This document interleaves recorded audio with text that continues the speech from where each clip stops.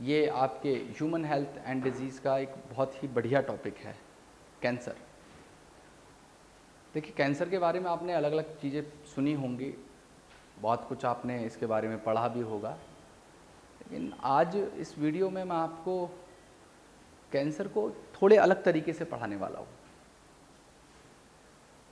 देखिए, ये तो आप डेफिनेशन में भी पढ़ चुके हैं या अपनी किताब में भी आपने पढ़ा होगा कि अगर कोई सेल एबनॉर्मली या अनकंट्रोलेबली डिवाइड करती हो और वहाँ पे फॉर्मेशन करवाती हो एक मास ऑफ सेल का, जिसे हम ट्यूमर कहते हैं, उस कंडीशन को कैंसर कहा जाता है।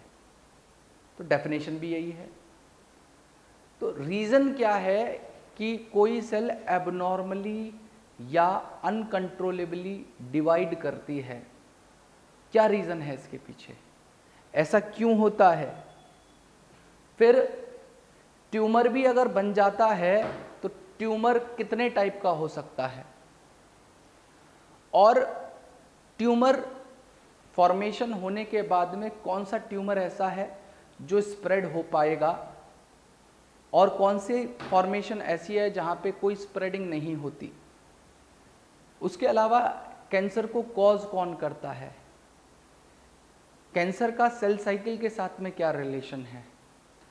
और इसको हम लोग कैसे डिटेक्ट कर सकते हैं या डायग्नोस किया जा सकता है इसको, और इसका ट्रीटमेंट क्या है? तो ये सारी बातें हैं जो मैं इस वीडियो में आपके साथ करना चाहूँगा। तो मैं सबसे पहले यहाँ पे बेटा हेडिंग लिख देता हूँ। हेडिंग है कैंसर। कैंसर, और इसकी डेफिनेशन है कि it is abnormal and uncontrolled growth of cell which lead to formation of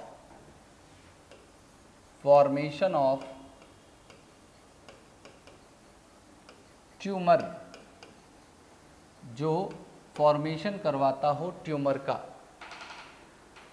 तो बात कुछ ऐसी है बेटा,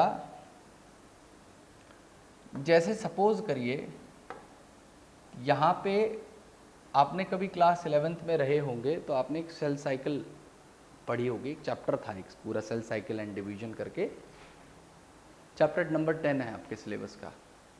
तो उसमें पढ़ा होगा आपने कि जब भी सेल साइकिल होती है तो उसमें हम इन्हें दो मेन फेजेस में बांटते हैं, एक इंटरफेज, दूसरा एम फेज। तो इंटरफेज भी फर्दर 3 पार्ट में बढ़ जाता है, जिसे हम लोग G1 फेज कहते हैं, S फेज कहते हैं और G2 फेज कहते हैं। और यहाँ पे ये पूरा जो पार्ट है वो एम फेज का है, और इस एम फेज के भी फर्दर 4 फेजेस हैं, जिन्हें हम लोग प्रोफेज, मेटाफेज, एनाफेज और टीलोफेज कहते हैं। तो होता ऐसा है कि जब भी सेल डिवाइड करने के लिए कमिट करती है, जब भी सेल को डिवाइड करना है, तो डिवाइड करने के लिए उसको हर एक फेज के जो इवेंट्स हैं उन इवेंट्स को प्रॉपरली कंप्लीट करना होता है। अगर वो इवेंट प्रॉपरली कंप्लीट हो जाते हैं तो ही ये जो फेज है वो कंप्लीट माना जाता है और सेल साइकिल आगे बढ़ पाती है। नहीं तो अगर कोई भी इवेंट वहां पे कंप्लीट नहीं हो पाता तो ऐसी कंडीशन में सेल साइकिल को वहीं पे रोक दिया जाता है। क्यों? क्योंकि अगर ऐसी कंडीशन में भी सेल साइकिल होती रहेगी तो वो सेल एबनॉर्मल हो जाएगी और हो सकता है आगे चल के वो कैंसरस बन जाए या कैंसर बनाए। और डेफिनेशन में मैंने आपको भी बताया ही कि अनकंट्रोल एबनॉर्मल ग्रोथ होना किसी सेल का, जैसे अगर मैं कंट्रोल डिवीजन की बात करूं या कंट्रोल ग्रोथ की बात करूं तो यहाँ पे एक सेल है, ये सेल 2 सेल्स को बना रहा है, ये सेल 2 सेल को बना रहा है, तो ये कंट्रोल ग्रोथ हो रही है। ये बेसिकली क्या है बेटा, कंट्रोल ग्रोथ है ये। अब ये जो कंट्रोल ग्रोथ है, यहाँ पे एक सेल ने डिवाइड करके 2 सेल को बनाया और छोड़ दिया।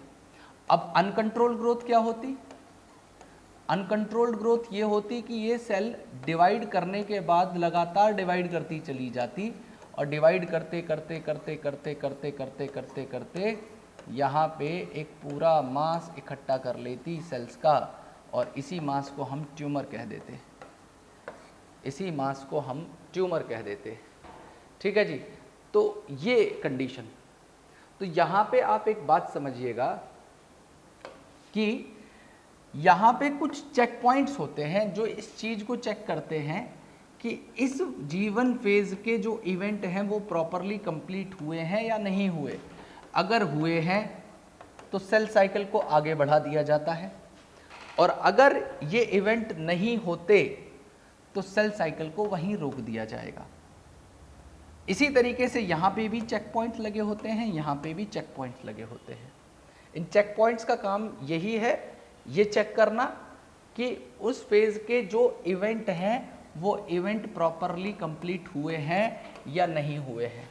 अगर कंप्लीट है तो हरी झंडी दे दी जाएगी, भाई आगे बढ़ो, आगे वाले के इवेंट कर लीजिए।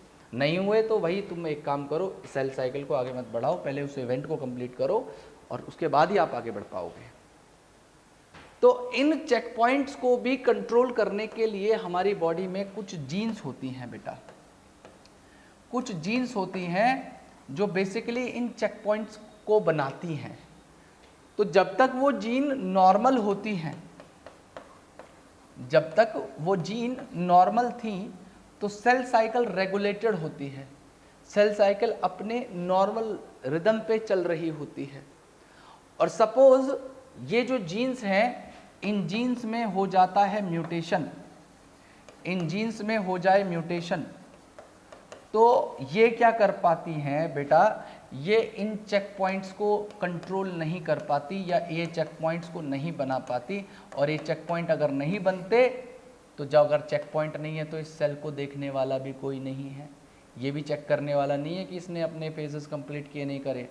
तो ऐसी कंडीशन में वो सेल आगे चल के कैंसरस हो जाती है, वो सेल आगे चल के कैंसरस हो जाती है। जब तक वो सेल नॉर्मल थी, वो जीन नॉर्मल थी, तब तक वो चेक पॉइंट्स बना रही थी, तब तक सेल साइकिल रेगुलेटेड थी। लेकिन अब क्या हुआ, जीन में म्यूटेशन हो गया जिसकी वजह से वो चेक पॉइंट नहीं बने, और चेक पॉइंट नहीं बने तो सेल साइकिल को कंट्रोल करने जो चेक पॉइंट्स हैं सेल साइकिल को जो कंट्रोल कर रहे थे वो नहीं बचे, जिसकी वजह से वो सेल कैंसरस बन चुकी है या बन जाएगी। ठीक है, तो ये तो इसका एक संबंध है या रिलेशन है किसके साथ में, सेल साइकिल के साथ में, कि कैंसर सेल साइकिल से कैसे रिलेट कर सकते हैं। अब अगली बात ऐसी है कि कैंसरस सेल और नॉर्मल सेल में क्या डिफरेंस हो सकता है। मतलब क्या ऐसा नॉर्मल सेल के पास में होता है जो कैंसर सेल के पास में नहीं होता, और क्या ऐसा कैंसर सेल के पास होगा जो नॉर्मल सेल के पास नहीं होगा। अब वो क्या है, आइए उसे भी जान लेते हैं। देखिए यहाँ पे कोई नॉर्मल सेल है तो वो एक प्रॉपर्टी शो करती है, नॉर्मल सेल एक प्रॉपर्टी को शो करती है जिस प्रॉपर्टी को हम कांटेक्ट इनहिबिशन कहते हैं, जिस प्रॉपर्टी को हम कांटेक्ट इनहिबिशन कहते हैं।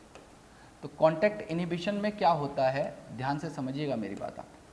कांटेक्ट इनहिबिशन में क्या होता है कि जब सेल्स हैं ये डिवाइड करने के बाद में इस तरीके से इन्होंने एक लेयर बनाई, तो लेयर बनाने के बाद में एक दूसरे के साथ में साइड एडजेसेंटली कांटेक्ट में आती हैं, और कांटेक्ट आने के बाद में बेटा ये फर्दर ऊपर कोई भी लेयर या फर्दर कोई ग्रोथ ऊपर नहीं करती। तो यहाँ पे क्या किया, ये जो एडजेसेंट सेल ने आपस में कांटेक्ट किया जिसकी वजह से ऊपर की जो ग्रोथ होती या वहाँ पे जो फॉर्मेशन होता उसे इनहिबिट कर दिया जाता। और कैंसरस सेल में क्या होगा, ये जो प्रॉपर्टी है कांटेक्ट इनहिबिशन की, ये लॉस्ट हो जाती है। मतलब कहने का ये है, कैंसरस सेल जो होती हैं they basically lost the property of contact inhibition, वो कांटेक्ट इनहिबिशन की प्रॉपर्टी को लूज कर देते हैं, लॉस्ट कर देते हैं। मेरी बात समझ पा रहे हैं? जिसकी वजह से क्या होगा, जिसकी वजह से क्या होगा कि यहाँ पे जैसे कैंसर सेल थी, ये कैंसर सेल है, ये जब डिवाइड करेंगी और डिवाइड करके इन्होंने एक लेयर को बनाया, इसके ऊपर फर्दर और डिवीजन होता चला जाएगा और यहाँ पे मास ऑफ सेल इकट्ठी होती चली जाती हैं, मास ऑफ सेल इकट्ठी होती चली जाती हैं, जो कि ट्यूमर कहलाता है। तो ये इन दोनों के बीच में बेसिक डिफरेंस है बेटा, कैंसर सेल और नॉर्मल सेल के बीच में जो बेसिक डिफरेंस है वो ये है कि इसके पास में कांटेक्ट इनहिबिशन की प्रॉपर्टी है, कैंसर सेल कांटेक्ट इनहिबिशन की प्रॉपर्टी को लूज कर चुका होता है। उसके अलावा आपको एक बात और याद रखनी होगी बेटा कि जो कैंसरस सेल्स होती हैं ये बेसिकली इमॉर्टल भी कही जाती हैं, ये इमॉर्टल भी होती हैं, और जो नॉर्मल सेल्स हैं ये मॉर्टल कही जाती हैं। मतलब इनका जो लाइफ स्पैन है वो लिमिटेड है, और कैंसरस सेल का जो लाइफ स्पैन है मतलब ये कभी मरती नहीं है, जब तक इनको न्यूट्रिएंट की सप्लाई अगर बंद ना की जाए तब तक ये अपने आप नेचुरली तो नहीं मरेंगी। अगर न्यूट्रिएंट मिलने और इनको जो भी इनको रिक्वायर्ड है अपनी ग्रोथ के लिए वो मिलना बंद हो जाए तो ये मर जाएंगी। मतलब ये सेनिसेंट नहीं होती, जैसे नॉर्मल सेल हैं, नॉर्मल सेल मॉर्टल है, तो मॉर्टल का मतलब है कि उनका एक पर्टिकुलर लाइफ स्पैन है, वो बनेंगी, अपना लाइफ स्पैन जिएंगी, बूढ़ी होंगी और ख़त्म हो जाएंगी। लेकिन ये ऐसा नहीं करती। क्यों? क्योंकि इनके पास एक स्पेशल एंजाइम होता है जिसे हम लोग टीलोमरेज कहते हैं। अब वो टीलोमरेज एंजाइम क्या करता है, तो इस बात को ऐसे समझिएगा कि जैसे मैं पहले नॉर्मल सेल की बात करता हूँ जो सेल मॉर्टल है, मैं पहले नॉर्मल सेल की बात कर रहा हूँ जो सेल मॉर्टल हैं। तो सपोज़ करो यहाँ पे एक सेल है, इस सेल के अंदर ये क्रोमोसोम था। अब इस सेल को डिवाइड करना है, यहाँ पे 2 सेल बनानी है, तो सबसे पहले इसको अपने जो जेनेटिक मटेरियल है इसको डिवाइड करना पड़ेगा ताकि इसके अंदर एक चला जाए और एक जेनेटिक मटेरियल इसके पास आ जाए। तो जब भी डीएनए रेप्लिकेशन होता है डिवीजन से पहले, हमेशा क्या होता है, जैसे ये क्रोमोसोम है, अब इस क्रोमोसोम से नया एक क्रोमोसोम जो है इसका रेप्लिका बनना है। तो रेप्लिका बनने के टाइम पे बेटा एक प्रोसेस होता है जिसमें बेसिकली क्या किया जाता है, ये जो एंड होते हैं इसके क्रोमोसोम के, इन्हें हम लोग टीलोमर कहते हैं। तो हर एक रेप्लिकेशन के बाद में हल्का सा टीलोमर वाला पार्ट इरोड हो जाता है, मतलब यहाँ पे टीलोमर इरोजन होता है। तो आप एक बात ऐसे समझिएगा कि रेप्लिकेशन हुआ और हल्का सा टीलोमर इरोड हो गया, इसी तरीके से यहाँ पे हल्का सा टीलोमर इरोड हो गया पहले डिवीजन के बाद।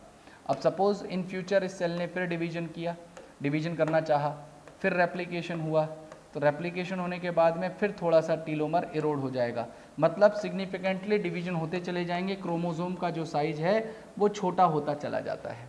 मतलब एक टाइम ऐसा आएगा कि जो क्रोमोसोम है उसके टीलोमर्स इतने इरोड हो चुके होते हैं कि वो फर्दर सेल डिवाइड नहीं करती, वो डेंजर सिग्नल डेवलप करके वो खुद ही प्रोग्राम सेल डेथ करके ख़त्म हो जाती है।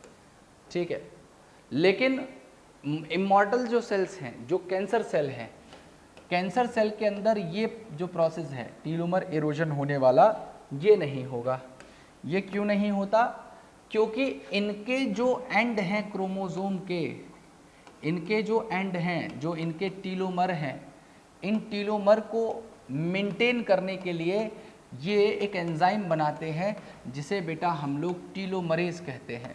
तो इनके अंदर कोई भी टीलोमर इरोजन नहीं होगा, क्योंकि यहाँ पे टीलोमरेज इनके पास होता है, और टीलोमरेज होने की वजह से ये इरोड नहीं होते और ये लगातार क्रोमोसोम उसके अंदर उसी शेप में, उसी लेंथ में मेंटेन्ड रहता है। तो ये कभी बूढ़ी नहीं होंगी, ये हमेशा डिवाइड करती चली जाएंगी जब तक आप इन्हें न्यूट्रिएंट सप्लाई करें। और एक डिफरेंस और है बेटा, कैंसर सेल में ग्लाइकोलिसिस बहुत फास्टर रेट पे होता है। कंपैरेटिवली किसी नॉर्मल सेल के। क्यों? क्योंकि भाई सपोज यहाँ पे किसी पर्सन के अंदर ट्यूमर बनता है, तो वो ट्यूमर उसके अंदर जन्मजात या पैदाइशी तो था नहीं, वो तो लाइफ टाइम में बना। तो वहाँ पे ब्लड वेसल्स भी नहीं होंगी, क्योंकि ब्लड वेसल तो भाई हमारी बॉडी में उस हिसाब से बनी हुई ना जिस हिसाब से हमारे ऑर्गन्स का डेवलपमेंट हुआ था एम्ब्रियोनिक पीरियड में। भाई ये तो पता नहीं था ना कि भाई ट्यूमर बनेगा, उसके लिए भी अलग से ब्लड वेसल बनानी है। तो वहाँ पे क्या होता है, जो कैंसरस सेल हैं वो भी अपनी ब्लड वेसल डेवलप करती हैं, एंजियोजेनेसिस करती हैं, लेकिन फिर भी उनको अगर ऑक्सीजन प्रॉपरली नहीं मिल पाता है तो वो ऑक्सीजन डेफिशिएंट कैंसरस सेल क्या करती हैं, एनएरोबिक प्रोसेस की तरफ स्विच कर जाती हैं। एनएरोबिक प्रोसेस मतलब वो केवल और केवल ग्लाइकोलिसिस को परफॉर्म करती हैं, और ग्लाइकोलिसिस को भी कई 100 गुना ज़्यादा रेट पे करेंगी। मतलब उनको केवल एनर्जी चाहिए अपने आप को डिवाइड करने के लिए, और वो एनर्जी वो कहीं से भी आइसोलेट करने के लिए तैयार है, बेशक वो ग्लाइकोलिसिस क्यों ना हो।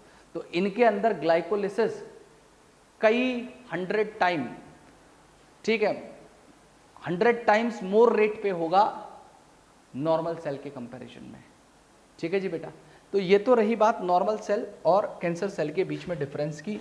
अब बात कर लेते हैं कि जो ट्यूमर बना था कैंसर के अंदर, जो ट्यूमर बना था वो ट्यूमर कितने टाइप का हो सकता है। तो बेटा ट्यूमर के 2 टाइप हो सकते हैं। एक सबसे पहला ट्यूमर है जिसे मैं बिनाइन ट्यूमर कह रहा हूँ, और दूसरा वाला जो ट्यूमर है उसे मैं मैलिग्नेंट ट्यूमर कहता हूँ, उसे मैं मैलिग्नेंट ट्यूमर कह रहा हूँ। अब ये बिनाइन और मैलिग्नेंट ट्यूमर दोनों में डिफरेंस क्या है, तो आप एक बात याद रखिएगा, जो बिनाइन ट्यूमर होते हैं बेटा ये लोकलाइज्ड होते हैं, ये लोकलाइज्ड होते हैं, जहाँ पे भी ये बने वहीं पे रहेंगे, ये स्प्रेड नहीं होंगे। ठीक है, ये कभी भी इन्वेड नहीं करते किसी अदर पार्ट को, ये do not invade other part और ऑर्गन, किसी ऑर्गन को या अदर पार्ट को ये इन्वेड नहीं करते बिनाइन ट्यूमर्स। उसके अलावा बेटा, उसके अलावा ये इजीली रिमूव किए जा सकते हैं सर्जरी से, तो ये हार्मलेस माने जाते हैं।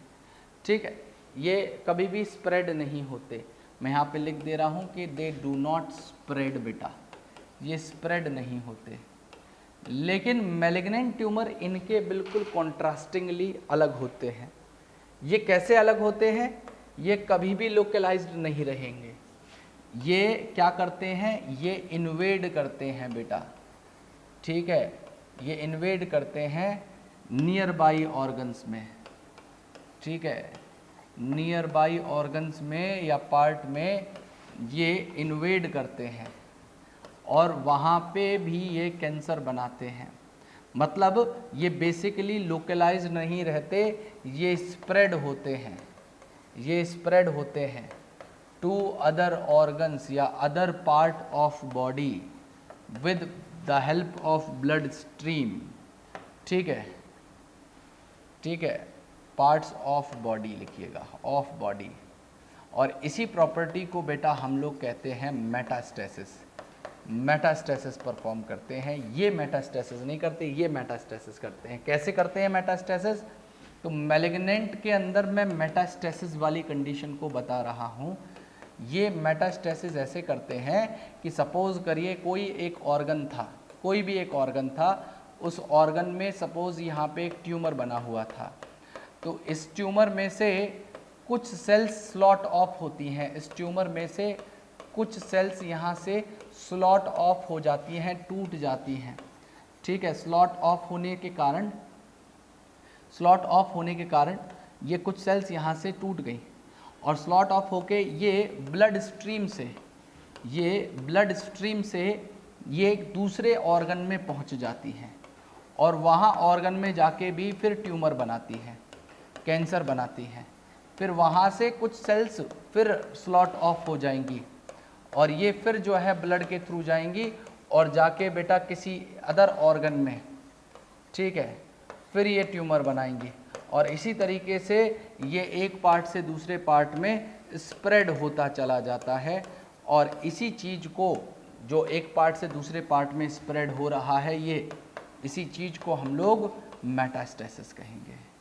इसी कंडीशन को बेटा मेटास्टेसिस कहा जाता है। और मेटास्टेसिस होने के बाद में जो ये सेल्स स्लॉट ऑफ होके गई हैं, ये सेल्स जो स्लॉट ऑफ होके गई हैं जो अदर पार्ट्स में, और वहाँ पे जाके ट्यूमर बनाया है, तो इस ट्यूमर को बेटा हम लोग, इन ट्यूमर्स को हम लोग नियोप्लाज्म भी कहते हैं। इन्हें हम नियोप्लाज्म भी कहते हैं, या इन नई सेल्स को जो बना रहा है इन्हें न्यूप्लास्टिक सेल्स कहते हैं। इन्हें हम न्यूप्लास्टिक सेल्स कहते हैं जिन्हें ये बनाता है। ठीक है बेटा, कैंसर कॉजिंग एजेंट को हम लोग कार्सिनोजन कहते हैं। कार्सिनोजन वो एजेंट्स हैं जो कैंसर को कॉज करते हैं। तो हम क्या करेंगे, कार्सिनोजन को दो कैटेगरी में बांट लेते हैं। दो क्या, मैं तीन कैटेगरी में बांट देता हूँ। तो सबसे पहली जो कैटेगरी आपको मैं बताने वाला हूँ वो होते हैं बेटा, वो होते हैं फिजिकल एजेंट। फिजिकल एजेंट, तो फिजिकल एजेंट में भी दो कैटेगरी हैं। ठीक है, ध्यान से सुनिएगा। एजेंट्स विच कॉजेज कैंसर, वो एजेंट जो कैंसर को कॉज करते हैं उन्हें हम कार्सिनोजन कहेंगे। और कार्सिनोजन कोई भी हो सकता है, कोई केमिकल, कोई फिजिकल, कोई रेडिएशन, कोई वायरस भी कार्सिनोजन के तौर पे एक्ट कर सकता है। तो फिजिकल एजेंट में पहले हैं ionising radiations. Ionising radiations, ionising radiations वो होते हैं जिनके पास में काफ़ी हाई एनर्जी होती है, जैसे बेटा एक्सरे और गामा रेज। एक्सरे और गामा रेज ये आयोनाइजिंग रेडिएशंस हैं। और कुछ होते हैं बेटा जिन्हें हम लोग कहते हैं non ionising radiations. Non ionising radiations, तो नॉन आयोनाइजिंग रेडिएशंस वो होते हैं जिनके पास में लो एनर्जी होती है, जैसे बेटा अल्ट्रावायलेट रेज, जैसे अल्ट्रावायलेट रेज। इसके अलावा दूसरे होते हैं जिन्हें हम कहते हैं बेटा केमिकल एजेंट, जिन्हें हम कहते हैं केमिकल एजेंट। तो केमिकल एजेंट्स में बहुत सारे इसमें एग्जाम्पल्स हैं जो आपको याद रखने हैं, जैसे बेटा विनाइल क्लोराइड, विनाइल क्लोराइड, बेटा मस्टर्ड गैस या सल्फर मस्टर्ड कह सकते हो आप इसे। ठीक है, उसके अलावा कैफीन, बेटा निकोटीन, ठीक है, टोबैको स्मोक, ये सारे के सारे हमारे कॉजेज़ हैं जो कैंसर कॉज कर सकते हैं। उसके अलावा एक होते हैं जिन्हें हम कहेंगे बेटा, जिन्हें हम कहेंगे बायोलॉजिकल एजेंट्स। बायोलॉजिकल एजेंट्स, अब बायोलॉजिकल एजेंट्स में आते हैं बेटा कुछ वायरसेस जिन्हें हम लोग ऑन्कोजेनिक वायरस कहते हैं। ऑन्कोजेनिक वायरसेस के पास में कुछ वायरल ऑन्कोजीन्स होती हैं जो कैंसर कॉज कर सकती हैं। इनके पास में कुछ वायरल ऑन्कोजीन्स होती हैं जो कि कैंसर को कॉज करती हैं। कैसे कैंसर को कॉज करेंगी ये वायरल ऑन्कोजीन्स? तो इस बात को ऐसे समझिएगा कि बेटा ये क्या करती हैं, ये जो हमारे अंदर नॉर्मल सेलुलर ऑन्कोजीन्स हैं, जो नॉर्मल सेलुलर ऑन्कोजीन्स हैं या प्रोटो ऑन्कोजीन्स हैं, उन प्रोटो ऑन्कोजीन्स को ये जो ऑन्कोजेनिक वायरस हैं ये इन्हें ऑन्कोजीन्स में कन्वर्ट कर देते हैं। ठीक है, तो ये जो सेलुलर ऑन्कोजीन या प्रोटो ऑन्कोजीन वाली कंडीशन है ये नॉर्मल कंडीशन है। ठीक है, ये हमारी कंट्रोल कर सकती हैं कैंसर को, ये कैंसर को नहीं बनने देंगी। और ये वाली जो ऑन्कोजेनिक कंडीशन है ये कब होगी, ये एक एबनॉर्मल कंडीशन है। और ये एबनॉर्मल कंडीशन बेसिकली कब जनरेट होती है, जब ये कैंसर कॉज करवा सकती है। और जब इन ऑन्कोजीन्स के अंदर, सेलुलर ऑन्कोजीन को हम लोग सी ऑन भी कहते हैं, तो जब ये सी ऑन्कोजीन या प्रोटो ऑन्कोजीन ऑन्कोजीन में कन्वर्ट हो जाए तो ये ऑन्कोजीन्स बेसिकली कंट्रोल नहीं कर सकती, they can not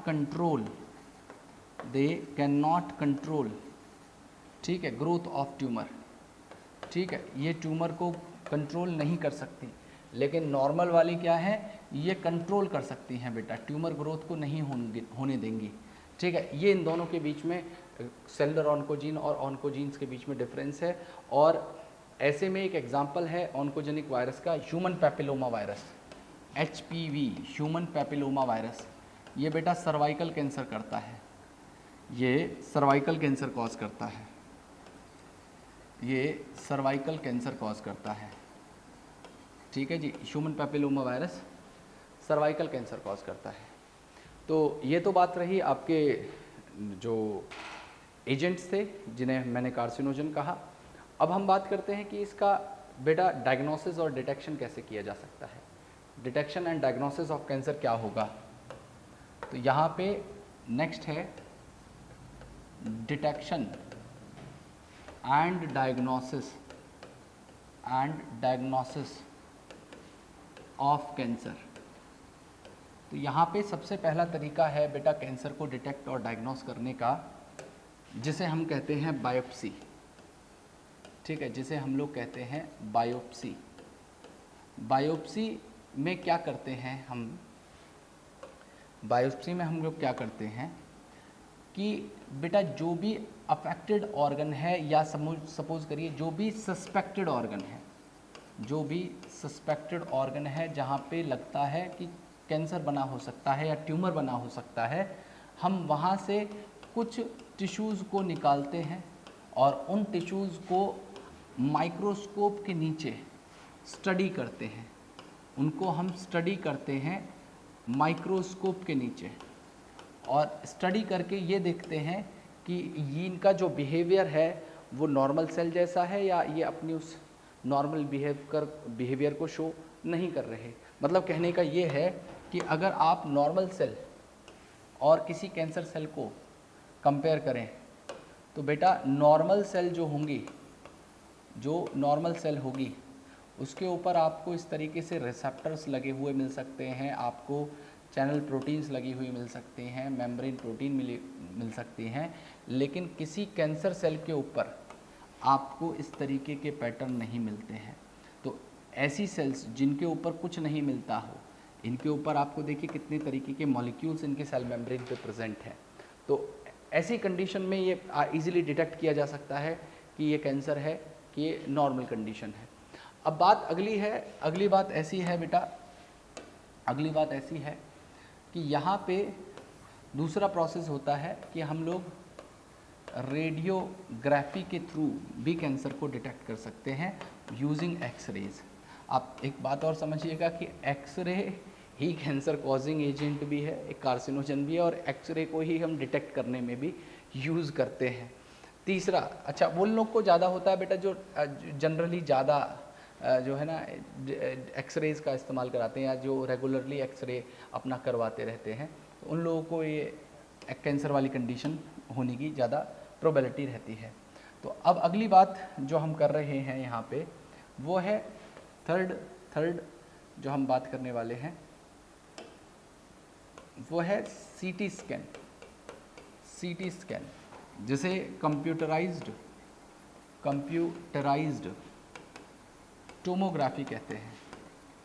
computerised tomography कहते हैं, ये भी एक टेक्निक है जिससे हम लोग कैंसर को डिटेक्ट कर सकते हैं। चौथा तरीका होता है बेटा मैग्नेटिक रेजोनेंस इमेजिंग, जिसे हम लोग MRI भी कहते हैं, जिसे हम MRI भी कहते हैं। उसके अलावा एक तरीका होता है बेटा, उसके अलावा एक तरीका होता है कि हम जो है कैंसर स्पेसिफिक या ट्यूमर स्पेसिफिक, ठीक है, ट्यूमर स्पेसिफिक एंटीबॉडीज़ को यूज़ कर सकते हैं, एंटीबॉडीज़ को यूज़ कर सकते हैं। और ऐसी एंटीबॉडीज़ का नाम भी दिया हुआ है, हर्सेप्टिन कहते हैं ऐसी एंटीबॉडीज़ को, जिन्हें यूज़ किया जा सकता है। इन्हें कैसे यूज़ किया जाएगा, तो यहाँ पे जैसे सपोज़ करिए ये एक पर्सन है जो नॉर्मल है, और सपोज़ ये एक पर्सन है जिसको कैंसर है, ठीक है, जिसको कैंसर है या जिसके अंदर ट्यूमर ग्रोथ हो रखी है। अब मैंने क्या किया, इन दोनों के अंदर ही हर्सेप्टिन को इंजेक्ट कर दिया, ठीक है, मैंने क्या किया, हर्सेप्टिन को दोनों के अंदर इंजेक्ट कर दिया। तो जो कैंसर पेशेंट है उसके अंदर तो ऑब्वियस सी बात है यहाँ पे ट्यूमर बना हुआ होगा, ठीक है, लेकिन नॉर्मल पर्सन के अंदर कोई ट्यूमरस ग्रोथ नहीं होगी। तो नॉर्मल पर्सन के अंदर आपको ये जो एंटीबॉडीज़ आपने डाली हैं ये फ्री फॉर्म में मिल जाएंगी, लेकिन यहाँ पे आपको कोई भी फ्री फॉर्म में एंटीबॉडीज़ नहीं मिलेंगे। क्यों? क्योंकि वो तो ट्यूमर स्पेसिफिक है, वो तो जाके इस ट्यूमर के ऊपर बाइंड कर जाएंगी। तो जहाँ पे भी फ्री फॉर्म में एंटीबॉडी मिल जाए, मतलब इसका ये है कि उसके अंदर कैंसर नहीं है, ट्यूमर नहीं है, इसीलिए वो फ्री फॉर्म में प्रेजेंट है। और जिसके अंदर कैंसर है वहाँ पे वो इजीली बाइंड कर चुकी हैं जाके उसके ऊपर। उसके अलावा बेटा हम लोग कुछ मॉलिक्यूलर बायोलॉजी की टेक्निक्स भी हैं जिनकी मदद लेके हम कैंसर को डिटेक्ट कर सकते हैं। ठीक है, तो लास्ट है यहाँ पे कि there are some molecular biology techniques जिनको यूज़ किया जा सकता है। ठीक है, जिनको यूज़ किया जाता है डिटेक्ट करने में कैंसर को। बाकी इसका डिटेल जो पार्ट है मॉलिक्यूलर बायोलॉजी वाला, ये हम पढ़ेंगे बायोटेक्नोलॉजी चैप्टर 12 जो है वहाँ पे पढ़ा जाएगा ये सारा पार्ट। अब अगली बात ऐसी है बेटा, अगली बात ऐसी है कि इसका ट्रीटमेंट क्या हो सकता है, इसका ट्रीटमेंट क्या हो सकता है। तो ध्यान से समझिएगा इसके ट्रीटमेंट के बारे में बेटा। तो सबसे पहला ट्रीटमेंट तो यही है कि जहाँ पे भी कैंसर हो रहा हो या ट्यूमर बन चुका हो वहाँ पे बेटा उसको सर्जिकली रिमूव कर दिया जाए, मतलब सर्जरी सबसे पहला ट्रीटमेंट है। दूसरा तरीका है यहाँ पे बेटा गामा रेज होती हैं या गामा रेडिएशंस की मदद से हम लोग क्या करें, जो कैंसर वाली सेल्स हैं उन्हें इरेडिएट कर दें, लीथली उन्हें बर्न कर दें, ख़त्म कर दें। और ध्यान ये रखा जाए जब भी उनको बर्न करें कि जो आसपास वाली सराउंडिंग सेल्स हैं उन्हें डिस्ट्रॉय ना करें। ठीक है, तो दूसरा हम लोग क्या करते हैं, रेडिएशन थेरेपी करते हैं, रेडिएशन थेरेपी करते हैं जिसमें हम लोग रेडिएशंस की मदद से उन सेल्स को बर्न कर देते हैं। तीसरा तरीका होता है बेटा जिसे मैं कह रहा हूँ कीमोथेरेपी। कीमोथेरेपी कीमोथेरेपी के अंदर हम लोग कीमोथेरापिट, ठीक है, कीमोथेराप्यूटिक ड्रग्स को यूज़ करते हैं, जैसे कि विनब्लास्टिन और विनक्रिस्टिन को। ये विनब्लास्टिन और विनक्रिस्टिन जो मॉलिक्यूल हैं ये बेसिकली क्या होते हैं, ये बेटा सेल साइकिल इनहिबिटर होते हैं, ये सेल साइकिल इनहिबिटर्स होते हैं। तो इन सेल साइकिल इनहिबिटर्स को इसलिए डाला गया है ताकि जो कैंसर सेल्स हैं वो कैंसर सेल साइकिल परफॉर्म ना कर पाएँ, मतलब वो डिवाइड ना कर सकें।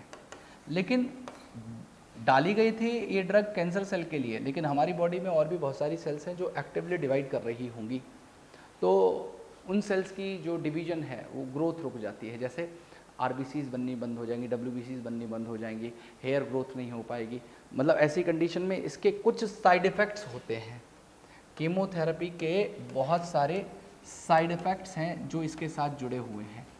ये साइड इफ़ेक्ट्स होते हैं जैसे बेटा हेयर लॉस हो जाना, उसके अलावा बेटा अनीमिया हो जाना, ये इसके साइड इफ़ेक्ट्स होते हैं। ठीक है, क्यों? क्योंकि भाई अनीमिया इसलिए होगा क्योंकि नई आरबीसीज बनेंगी नहीं, पुरानी वाली ख़त्म होती चली जाएंगी। हेयर लॉस इसलिए हो रहा है क्योंकि हेयर फॉलिकल्स डिवाइड ही नहीं कर पाएंगे, क्योंकि यहाँ पे तो सेल साइकिल इनहिबिटर डाले हुए हैं। तो सेल साइकिल इनहिबिटर्स वहाँ पे क्या सेल किसी भी तरीके की सेल को डिवाइड नहीं करने देगी, ये इसका साइड इफ़ेक्ट है। तो वो पर्सन बहुत ज़्यादा वीक हो जाता है, हर तरीके से इम्यूनोलॉजिकली भी वीक हो जाता है, फिजिकली भी वो काफ़ी वीक हो जाता है बेटा। और दूसरी बात ये है कि इसमें एक ट्रीटमेंट और रह गया है जिसे बेटा हम लोग इम्यूनोथेरेपी कहते हैं। लास्ट ट्रीटमेंट है जिसे मैं इम्यूनोथेरेपी कह रहा हूँ। इम्यूनोथेरेपी का मतलब है क्या कि हम किसी पर्सन के अंदर या किसी इंडिविजुअल के अंदर कुछ ऐसे बायोलॉजिकल रिस्पॉन्स मॉडिफायर्स को इंजेक्ट कर दें जो उसके इम्यून सिस्टम को प्रोवोक करें कि इम्यून सिस्टम जाए और उस कैंसर सेल को डिटेक्ट करके डिस्ट्रॉय कर दे। मैं फिर से बोल रहा हूँ कि इम्यूनोथेरेपी में हम लोग क्या करते हैं, हम लोग बायोलॉजिकल इम्यून रिस्पॉन्स मॉडिफायर्स को इंजेक्ट करते हैं, जैसे कि अल्फ़ा इंटरफेरॉन्स को, और ये अल्फ़ा इंटरफेरॉन्स जाते हैं और ये क्या करेंगे बेटा, ये हमारे इम्यून सिस्टम को एक्टिवेट कर देते हैं, हमारे इम्यून सिस्टम को ये एक्टिवेट कर देते हैं, और एक्टिवेट होने के बाद हमारा इम्यून सिस्टम जो कैंसर सेल्स होती हैं उन कैंसर सेल को डिटेक्ट और डिस्ट्रॉय कर सकता है। तो ये एक तरीका है इम्यूनोथेरेपी का। लेकिन आजकल जो कन्वेंशन में चल रहा है उसमें बेटा कॉम्बिनेशन यूज़ किया जाता है, उसमें कॉम्बिनेशन यूज़ किया जाता है किस चीज़ का, उसमें कॉम्बिनेशन यूज़ किया जाता है सर्जरी का, कीमोथेरेपी का और बेटा और रेडिएशन थेरेपी का, और रेडिएशन थेरेपी का। इन तीनों का कॉम्बिनेशन ज़्यादा यूज़ में है, कन्वेंशन में है, जो ज़्यादा यूज़ हो पा रहा है। तो ये रही बात बेटा कैंसर के बारे में, सारी इन्फॉर्मेशन टोटल मैं आपको दे चुका।